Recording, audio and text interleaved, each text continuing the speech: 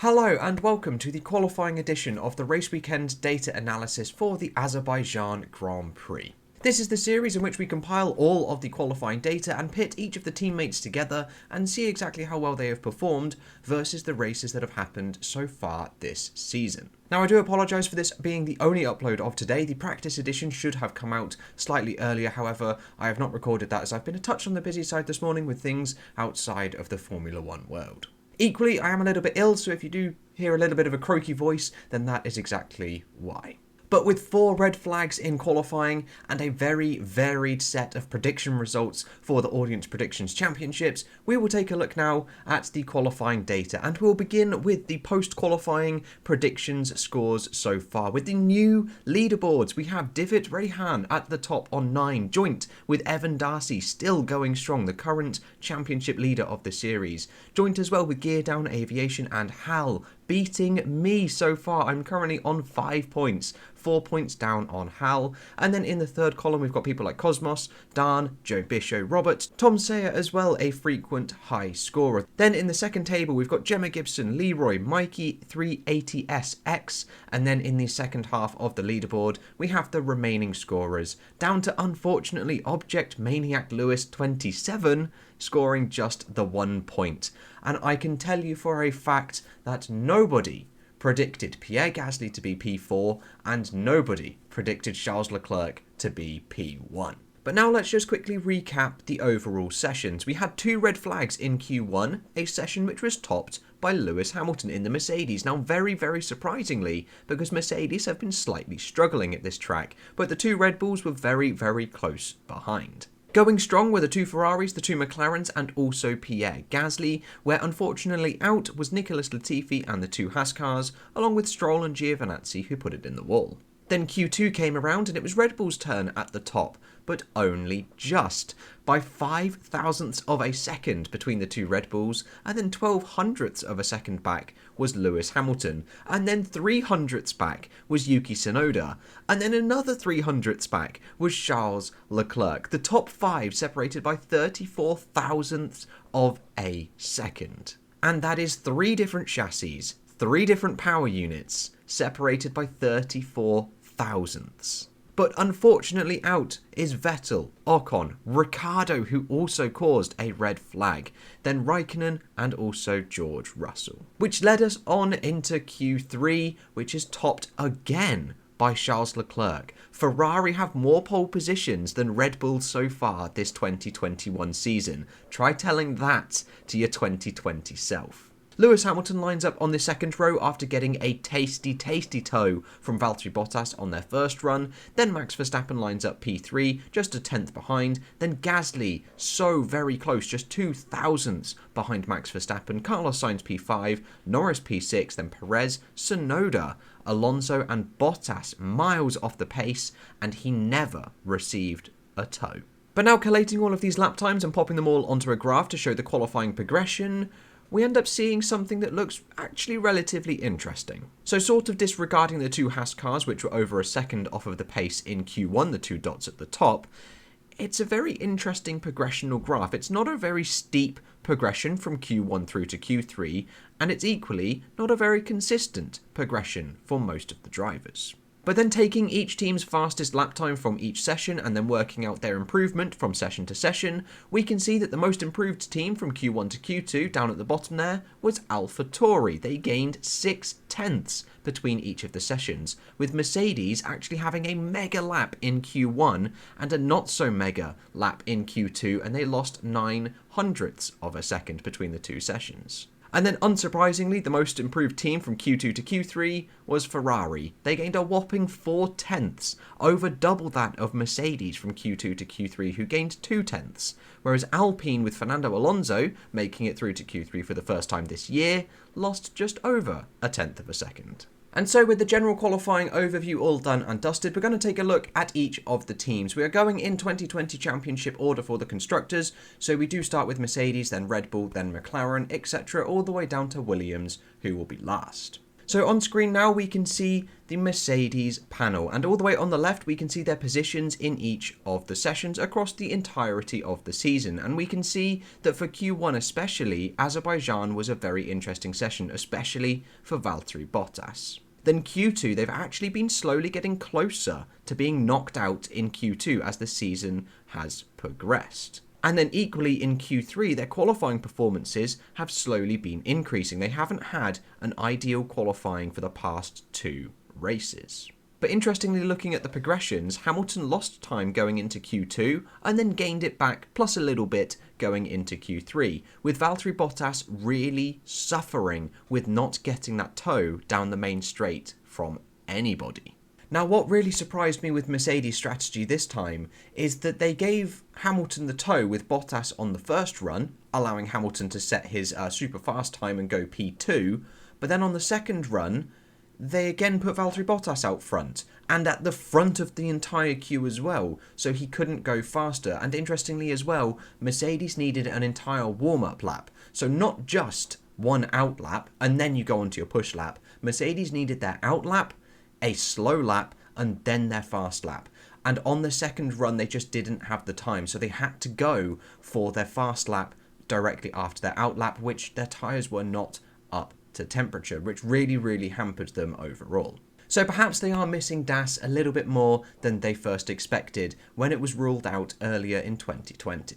But other than that, there really isn't anything else really to point out about the Mercedes panel. So we now take a look at Red Bull, and once again we see a similar trend with the second car. Max Verstappen improves quite nicely from session to session, but Sergio Perez has a massive mega attempt in Q2 and then just can't put the lap together at all in Q3. Whether that was again due to traffic or anything like Valtteri Bottas encountered, I'm not 100% sure, but he finds himself unfortunately down in P7. With Red Bull equally having a sort of increasing positional trend in their Q3 positions. They started the season well and have slowly been getting worse so far in qualifying. But taking a look at Max Verstappen's gap in Q3 to Sergio Perez in the top right, it was 3.5 tenths overall, compared to the season's average, minus the rain-affected sessions and also the current session that we have just had. The average gap in Max Verstappen's favour has been 7 tenths, so it's about half that we've seen here in Azerbaijan. So Perez is definitely closing as the season goes on. And then from Red Bull, we take a look at the Papaya McLaren team, and very unfortunately, Ricciardo did put it in the wall in Q2. However, I just don't think he would have actually made it through to Q3 in this session, unfortunately, as he was always sort of fighting the car. He was never truly comfortable in the McLaren so far this weekend. But looking at the McLaren's Q3 positional charts, they've definitely had an increase in qualifying performance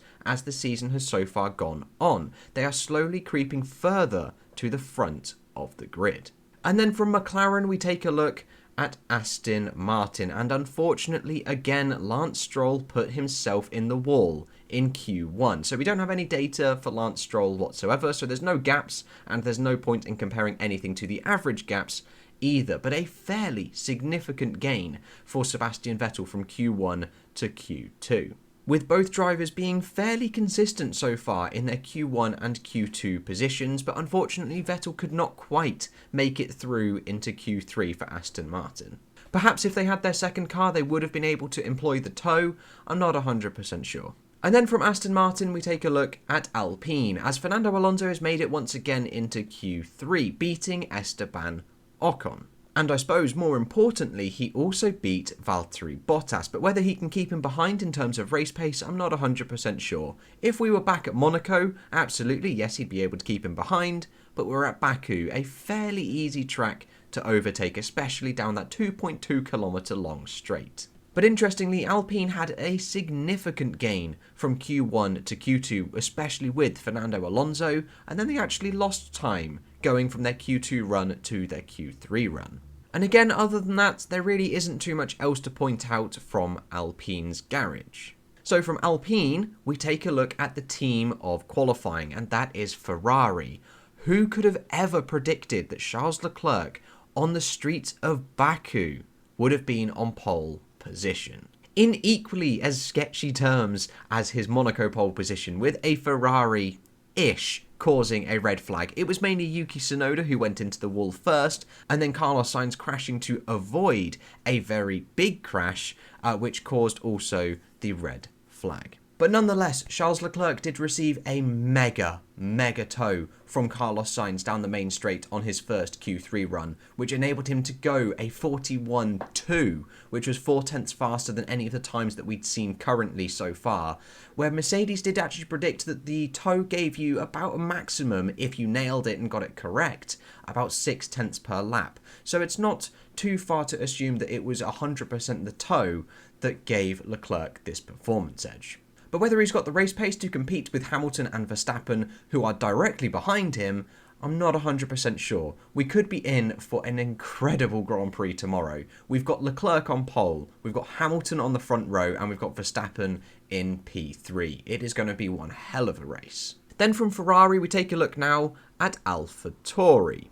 And again, a bit of an interesting session, and again, very inconsistent from Yuki Tsunoda, a trend that we have seen all season long. He has been so very inconsistent this year. Now, I do understand that it's his first year in Formula 1 and he is extremely young as well, but you would like to see some progression in these first 6 rounds. But so far, the first 6 rounds have been equally inconsistent. There has been nothing to show that he is progressing at all, which I know is a touch on the harsh side, and I am willing to give him a couple more races to get used to it, but at the halfway point of the season, I would expect to see some sort of improvement in his consistency. But in terms of the gaps, he is sort of consistently 2 to 3 tenths a lap slower than Pierre Gasly in qualifying, as outlined by the qualifying average gap as well, in Gasly's favour being 3.5 tenths in Q1 and then half a second in Q2.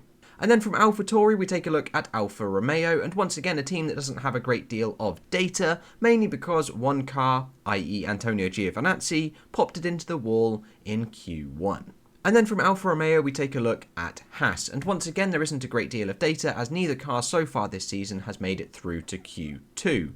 And overall, the gap being just 8 hundredths of a second, where so far the average across the first 5 races in Mick Schumacher's favour has been 6 tenths, little bit of a voice crack there, shows that Nikita Mazepin is actually getting better so far as the season progresses. But the head-to-head remains 5-1 in Mick Schumacher's favour.